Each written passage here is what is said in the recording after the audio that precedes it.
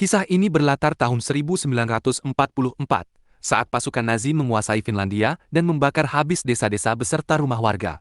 Fokus ceritanya ada pada seorang penambang emas paruh baya yang bekerja sendirian. Suatu hari, ia menemukan butiran emas di aliran sungai, bukti bahwa ada banyak emas tersembunyi di sekitar area tersebut.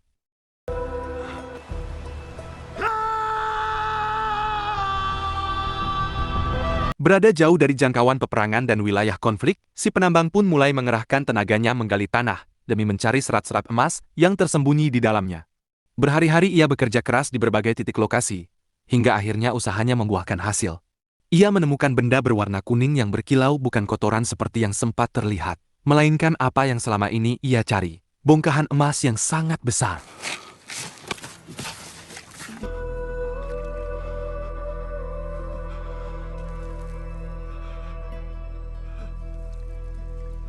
Dengan hasil sebanyak itu, si penambang jelas bakal panen besar, jackpot yang bisa bikin dia kaya raya. Cukup untuk menikmati masa tua sendirian. Masalahnya, bank toko emas terdekat lokasinya lumayan jauh. Jadi dia harus menempuh perjalanan panjang sambil membawa semua emas itu.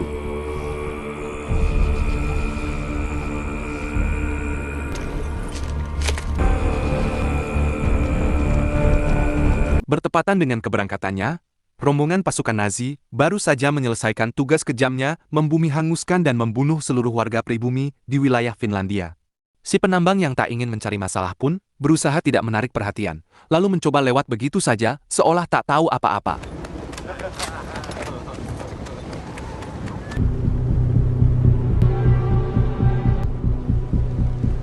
Sersan hampir saja menembak si penambang, namun dilarang oleh sang kapten dengan alasan hal itu hanya membuang peluru dan tenaga percuma. Menurutnya, di depan sana sudah banyak ranjau yang dipasang di sepanjang jalan raya, sehingga si penambang pasti akan mati terbunuh tanpa perlu ditembak terlebih dahulu. Di sepanjang jalan yang telah dilalui rombongan tentara, si penambang menemukan beberapa warga pribumi yang dengan kejam digantungkan pada tiang listrik. Ia berusaha mengabaikan pemandangan mengerikan itu dan tetap memusatkan perhatian pada perjalanannya. Tanpa diduga, ternyata masih ada 4 tentara Nazi yang terpisah dari rombongan di sana. Kali ini si penambang dicegat dan diperintahkan turun dari kudanya. Mau tak mau, ia harus menurut agar tidak terjadi masalah dan dapat segera melanjutkan perjalanan. Bukannya hanya diperiksa sekadarnya lalu dibiarkan pergi, si penambang justru ketahuan membawa emas dalam jumlah besar. Belum cukup sampai di situ, anjing kesayangannya pun dipaksa lari tunggang langgang setelah ditembaki oleh salah satu tentara dengan sengaja. Saat itu si penambang hanya bisa diam tanpa berbuat apa-apa. Ia sungguh tak ingin mencari masalah dan hanya berniat pergi ke kota untuk menjual emasnya. Namun ketika para tentara terus menertawakannya dan mengarahkan senjata tepat ke kepalanya, kesabaran si penambang pun habis. Perlahan ia meraih pisau yang terselip di pinggangnya, dan saat itulah segalanya terjadi.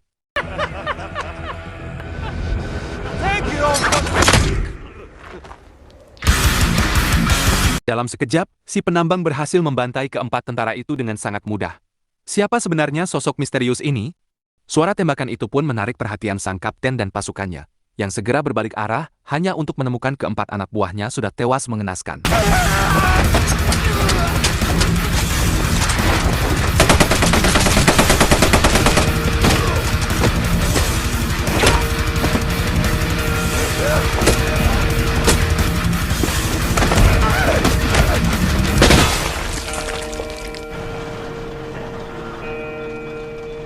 Segera setelah memeriksa jasad anak buahnya, sang kapten akhirnya mengetahui bahwa si penambang membawa banyak emas.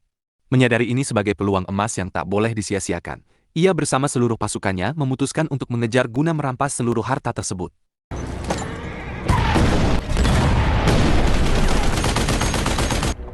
Si penambang berhasil selamat dari hujan tembakan dan serangan meriam yang dilancarkan sang kapten.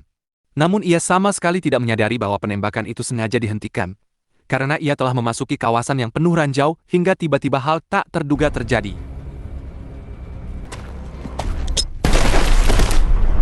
Si penambang berhasil selamat, namun sayangnya kuda kesayangannya tidak seberuntung dirinya. Tepat saat kapten beserta pasukannya tiba, ia justru sibuk mengumpulkan kembali emasnya yang berserakan tanpa sedikit pun memedulikan kehadiran mereka.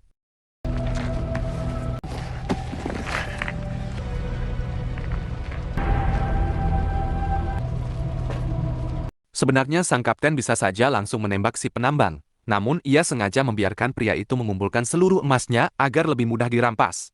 Ternyata keputusan itu justru menjadi kesalahan besar, sebab si penambang ternyata telah menyiapkan cara untuk lolos. Ia mengambil batu seukuran kepalan tangan dan melemparkannya tepat ke arah ranjau.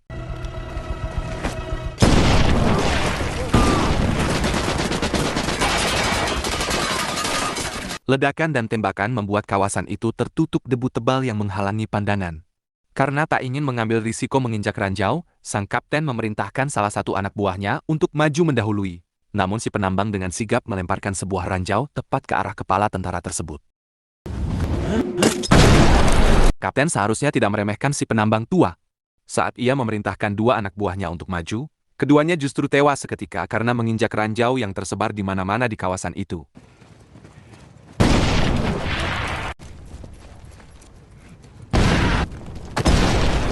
How many mines did we bury here?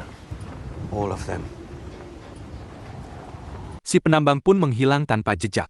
Sementara sang kapten yang sangat menginginkan emas tersebut tak punya pilihan lain selain terus mengejar hingga berhasil mendapatkannya. Mengingat sepanjang jalan dipenuhi ranjau yang mereka pasang sendiri, kapten memerintahkan sersan untuk membawa dua wanita pribumi yang ditangkap sebagai tawanan, lalu memaksa mereka berjalan paling depan sebagai tumbal pendeteksi ranjau.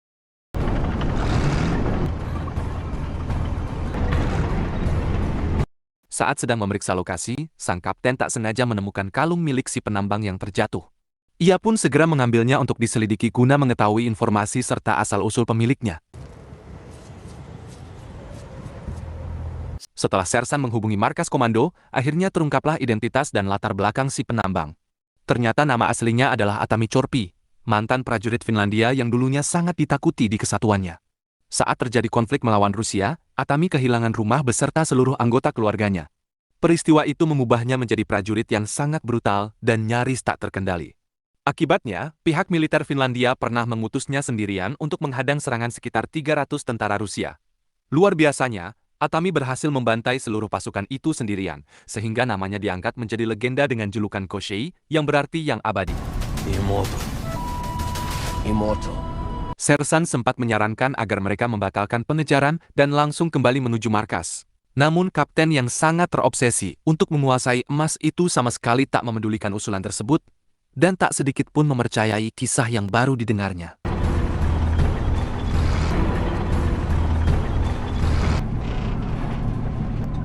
We are not turning back. Sementara itu, Atami telah tiba di lokasi tempat terdapat sebuah mobil yang sudah hangus terbakar. Meski dijuluki sang abadi dalam cerita rakyat, ia hanyalah manusia biasa yang tetap bisa terluka oleh peluru. Saat ia sedang beristirahat, tiba-tiba kapten dan pasukannya muncul, sehingga Atami segera bersembunyi di bawah salah satu truk yang ada di sana.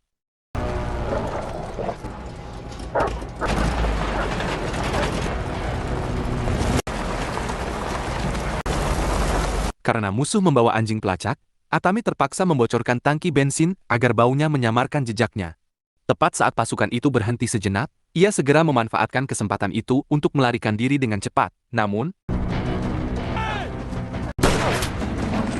Atami terkena tembakan di kakinya, lalu kapten langsung melepas kedua anjing pelacak untuk mengejarnya. Namun di luar dugaan, Atami melakukan tindakan nekat. Ia sengaja membakar tubuhnya sendiri. Atami berhasil lolos dengan cara menjatuhkan dirinya ke dalam air dan terpaksa bertahan di dasar sungai karena tak ada jalan lain. Karena ia tak kunjung muncul ke permukaan, kapten memerintahkan 3 anak buahnya mendayung perahu ke tengah sungai untuk mencarinya sampai ketemu. Jika kapten masih mengira Atami hanyalah pria tua biasa yang mudah dikalahkan, ia kembali membuat kesalahan fatal. Saat salah satu tentara diperintahkan menyelam ke dasar sungai, Atami segera menyergap dari belakang, menikam lehernya dengan cepat, lalu mengambil perlengkapan pernapasan yang dibawa tentara tersebut.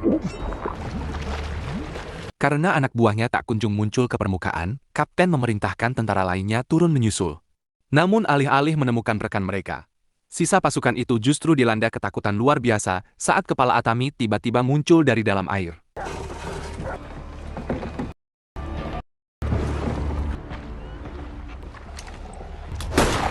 Kapten terpaksa menembak mati anak buahnya yang melarikan diri karena dianggap membangkang. Namun hal itu justru menjadi kesalahan besar lagi, sebab Atami dengan cerdik memanfaatkan tubuh tentara tersebut sebagai tameng peluru untuk melindungi dirinya.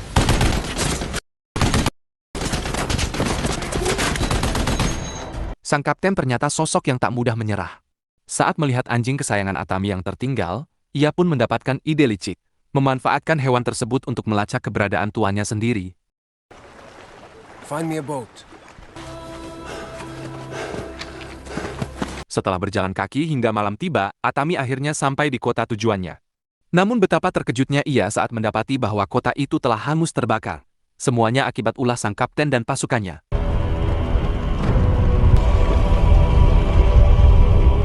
Karena kelelahan, Atami berhenti beristirahat di sebuah pom bensin yang telah hangus terbakar. Baru saja memejamkan mata beberapa saat, ia mendengar gonggongan anjing dari kejauhan. Saat keluar untuk melihat, ternyata itu adalah anjing kesayangannya, namun tiba-tiba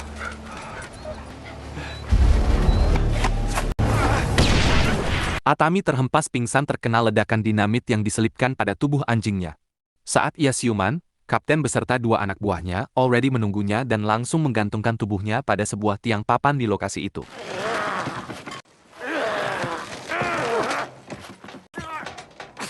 Setelah melihat Atami kejang-kejang hingga napasnya seakan habis, kapten dan kedua anak buahnya mengira ia sudah tewas. Sang kapten pun meninggalkan sebutir emas di sana sebagai tanda penghormatan terakhir, sekaligus ungkapan terima kasih atas seluruh harta yang telah direbutnya. Sungguh di luar dugaan. Sesaat setelah kapten pergi, Atami tiba-tiba bangkit kembali.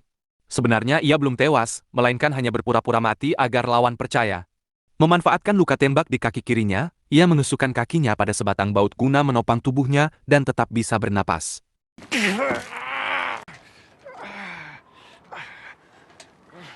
Keesokan paginya, saat tubuhnya masih tergantung di tiang, sebuah pesawat Nazi tiba-tiba muncul dan mendarat di lokasi itu. Hembusan angin yang dihasilkannya membuat tiang itu bergoyang hebat hingga akhirnya roboh, menjatuhkan Atami ke tanah.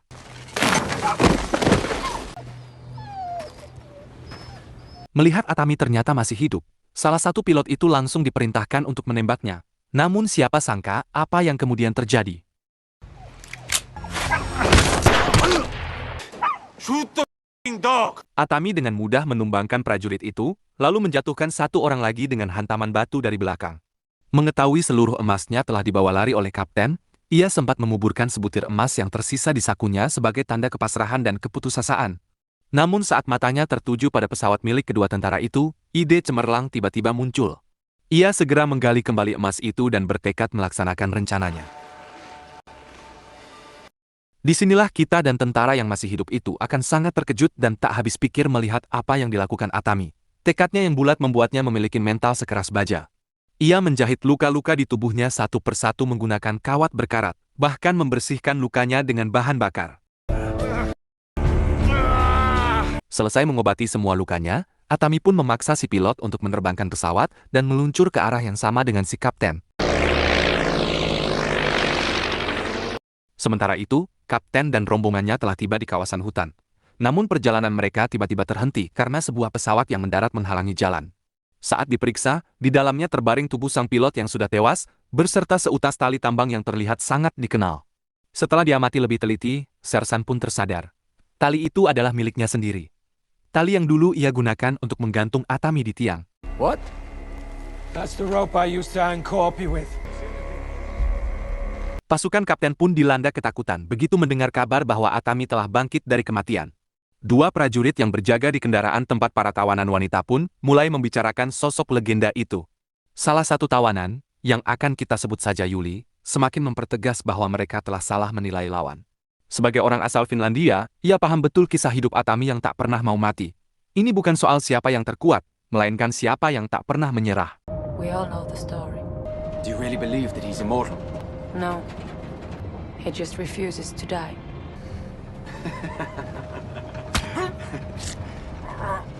What?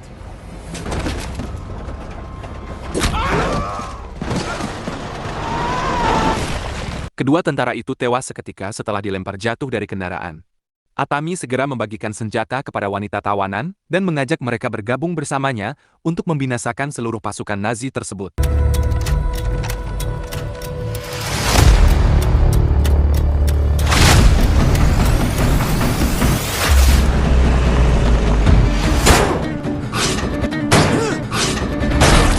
Atami kembali bertindak cepat. menewaskan pengemudi truk dengan satu tusukan pisau, sehingga Yuli segera dapat mengambil alih kendali kendaraan itu. Setelah berhasil menguasai truk, Atami langsung melompat menuju tangk yang ditumpangi kapten. Sementara Yuli mengemudikan kendaraannya sejajar dengan truk pengangkut pasukan, dan saat itulah pertarungan sesungguhnya dimulai.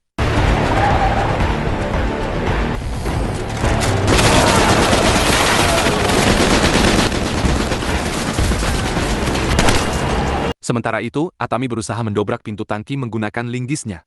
Sang kapten yang menyadari hal itu segera memerintahkan sersannya untuk keluar dan menghadangnya. Namun,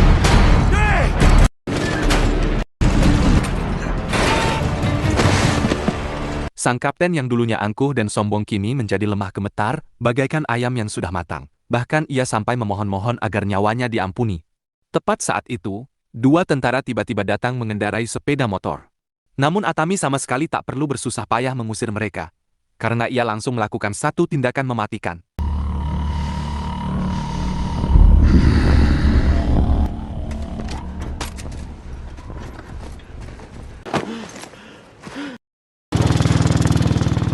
Atami segera mengejar kapten menaiki sepeda motor itu, sedangkan nasib sersan sungguh sial. Baru saja lolos dari maut, ia kini terjebak dalam bahaya yang jauh lebih besar saat para wanita tawanan tiba-tiba muncul dengan senjata di tangan.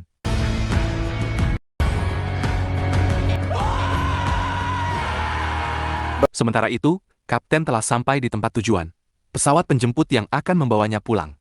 Karena ia hanya memikirkan emas sebagai jaminan masa tuanya, ia tega menembak mati anak buah terakhirnya agar tak perlu berbagi harta yang diperolehnya.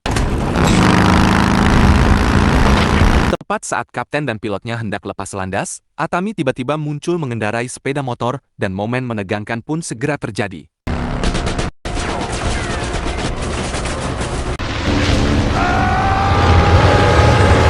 Mungkin semua mengira Atami tewas tergilas roda pesawat, namun kalian pasti akan ternganga menyaksikan kenyataannya. Ia ternyata bergelantungan di bagian bawah pesawat dengan berpegang pada kapaknya.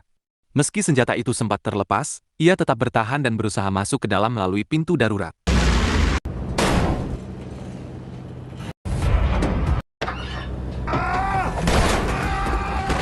Disinilah pertarungan terakhir antara kapten dan Atami pun meletus.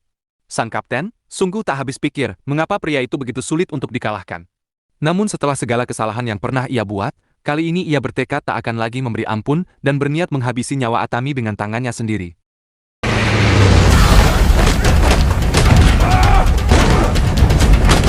Karena tenaganya hampir habis, Atami dipukuli dengan kejam oleh kapten.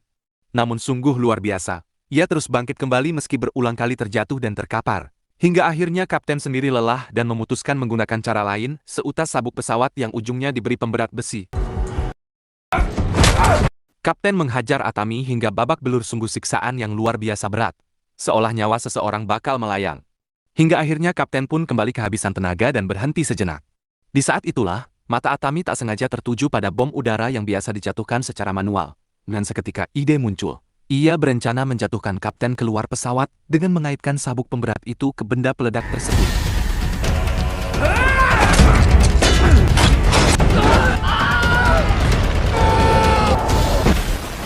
Usai menuntaskan perkara dengan kapten, Atami kini dihadapkan pada bahaya lain. Pilot pesawat itu tewas kehabisan darah akibat luka tembak yang dideritanya saat lepas landas. Atami segera bergegas mencari parasut, namun tak satu pun ditemukannya. Satu-satunya cara untuk selamat hanyalah mengikat tubuhnya sekuat tenaga guna meredam benturan keras yang pasti akan terjadi.